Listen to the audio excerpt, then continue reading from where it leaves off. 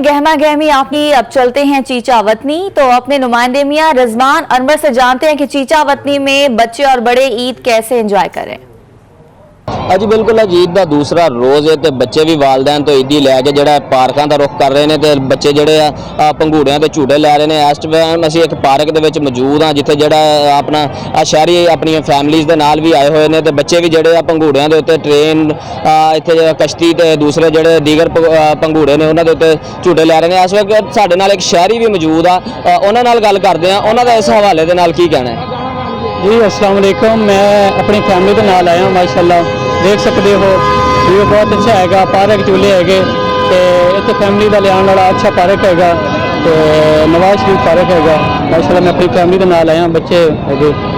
जी बिल्कुल, तुसीं शहरी का कहना सुनिया कि असीं अपनी फैमिली के नाल आए हैं तो ईद के उत्ते जिहड़ा है असीं इंजॉय कर रहे हैं। जी यहाँ शामिल करेंगे ब्रेक।